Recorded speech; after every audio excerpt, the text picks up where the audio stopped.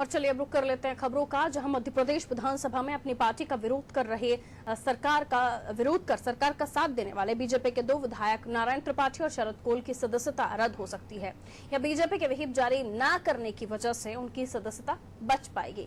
विधायक के तौर पर कैसा रहेगा शरद कोल और नारायण त्रिपाठी का राजनीतिक भविष्य, इन तमाम बातों पर चर्चा की छत्तीसगढ़ विधानसभा के पूर्व मुख्य सचिव देवेंद्र वर्मा ने हमारे संवाददाता आशीष मंगलसुर्मी से।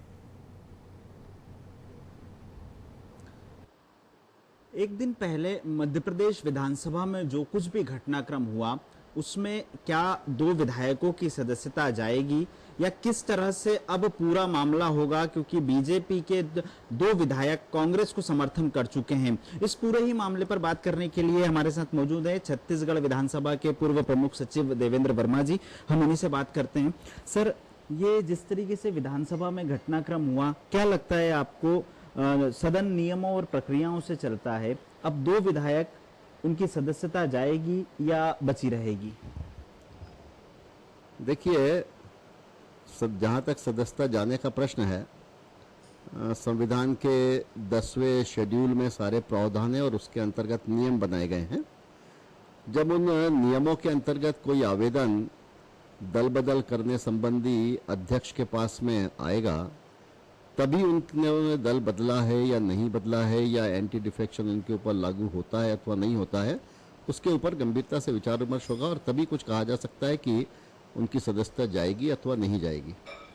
सर, विप लागू नहीं हुआ था इसलिए कह रहे हैं कि सदस्यता नहीं जाएगी, क्योंकि जो राजनीति में हैं लोग, उनका ये मानना है, चूंकि आप सदन आपने चलाया है, प्रमुख सचिव रहे हैं, सभी कार्यवाही आपको बहुत बारीकियां उस मालूम है, ऐसे में विप का असर क्या होगा?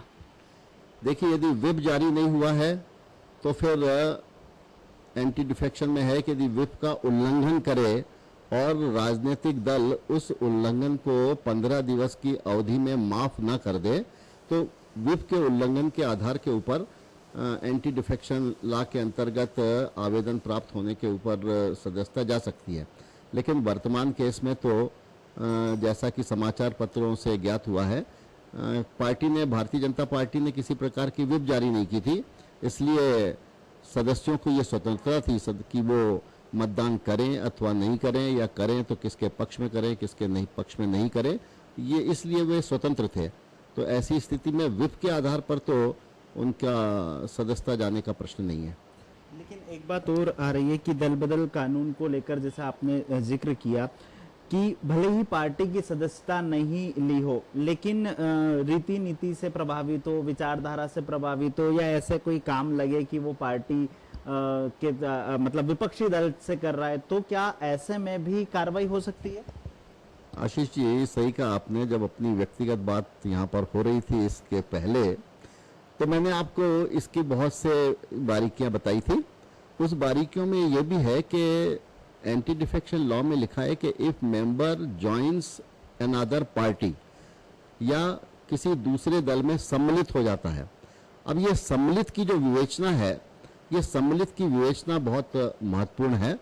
और मुझे स्मरण है कि वर्ष 1990 में जब पटवा जी की सरकार मध्य प्रदेश में थी, तब उन्होंने एक संसदीय सचिव शायद ढाल सिंह बिसेन को बनाया था। नाम हो सकता है कुछ दूसरा भी हो, लेकिन मुझे जहाँ तक स्मरण ढाल सिंह बिसेन था। और नर्मदा प्रसाद श्रीवास्तव ने एक दल बदल के अंतर्गत एक आवेदन दिया था। वो स्पीकर ने, जैसा कि नियमों में प्रावधान है, ऐसे आवेदन विशेषाधिकार समिति को संदर्भित किए जाते हैं। और विशेषाधिकार समिति क्योंकि उस समय मेरे पास में थी, मैंने उस आवेदन को बहुत अच्छे से देखा था और उसका परीक्षण भी पूरा किया था। और उसमें विशेषाधिकार समिति ने जॉइन या सम्मिलित होने को बहुत विस्तार से विवेचना की थी कि लॉ लेक्सिकन में जॉइन का आशय क्या है या सम्मिलित होने का आशय क्या है। और यह प्रतिवेदन दिया था, प्रारंभिक प्रतिवेदन स्पीकर को दिया था कि वो दल बदल से ग्रसित हो गए हैं 10 शेड्यूल के, और उन्होंने निहरता हासिल कर ली है और उनकी सदस्यता समाप्त हो गई थी। उसके पश्चात तो सुप्रीम कोर्ट के भी कुछ जजमेंट्स में सुप्रीम कोर्ट ने जॉइन और सम्मिलित को बहुत एलोबरेटली डिस्कस किया है और उसकी विवेचना भी की है। और जॉइन या सम्मिलित होने का आशय केवल यह नहीं है कि बकायदा रसीद कटा के किसी दूसरे दल की सदस्यता ग्रहण की जाए, अपितु यदि किसी मेंबर, कोई विधायक के पूरे एक्शन से, उसके एक्ट से यदि ऐसा प्रतीत होता है कि उसने किसी दूसरे दल को ज्वाइन कर लिया है या किसी दूसरे दल में वो सम्मिलित हो गया है, इस आधार पर भी किसी सदस्य की सदस्यता से संबंधित उसके एक्शन के आधार के ऊपर यदि कोई आवेदन स्पीकर को प्राप्त होता है तो निश्चित तौर पर स्पीकर उस पर डिसाइड कर सकते हैं। और ऐसे साइटेशन हैं और उसमें संभावना ऐसी रहती है कि सदस्यता समाप्त हो जाए यदि ये सिद्ध हो जाए कि उसने दूसरे दल की सदस्यता ज्वाइन कर ली है, अर्थात वो दूसरे दल में सम्मिलित हो गए हैं। मतलब अब जो आगे की कार्रवाई है उसके लिए भारतीय जनता पार्टी को स्ट्रिक्टली स्पीकर को आवेदन देना पड़ेगा कि इनकी सदस्यता खत्म की जाए। आवश्यक नहीं है कि भारतीय जनता पार्टी का ही कोई विधायक आवेदन दे, सदन का कोई भी सदस्य, क्योंकि स्पीकर सुयो मोटो ऐसे मामलों में कार्रवाई सामान्यतः नहीं करते। यदि कोई आवेदन पूरे तथ्यों के साथ में, पूरे एविडेंस के साथ में स्पीकर को देते हैं तो निश्चित तौर पर दल बदल के 10th शेड्यूल, संविधान के 10th शेड्यूल और उसके अंतर्गत दल बदल परिवर्तन के नियम के आधार के ऊपर स्पीकर आदेश करेंगे उसके ऊपर कार्रवाई करने के लिए, और फिर जैसा भी प्रतिवेदन होगा अध्यक्ष तय करेंगे और अध्यक्ष का निर्णय सर्वमान्य होगा। जो कल डिवीजन की मांग की गई थी, कांग्रेस ने इसे साबित कर दिया है, तो क्या अब 6 महीने तक किसी भी तरह अविश्वास प्रस्ताव सरकार के खिलाफ नहीं आ सकता? नहीं, देखिए, नियमों में यह प्रावधान है कि अविश्वास प्रस्ताव तो आ सकता है, कभी भी आ सकता है अविश्वास प्रस्ताव। एक ही सेशन में 2-2 बार अविश्वास प्रस्ताव भी आ सकते हैं। उसमें कोई बंधन नहीं कि कल यदि ऐसा तय हो गया तो अविश्वास प्रस्ताव नहीं आ सकता।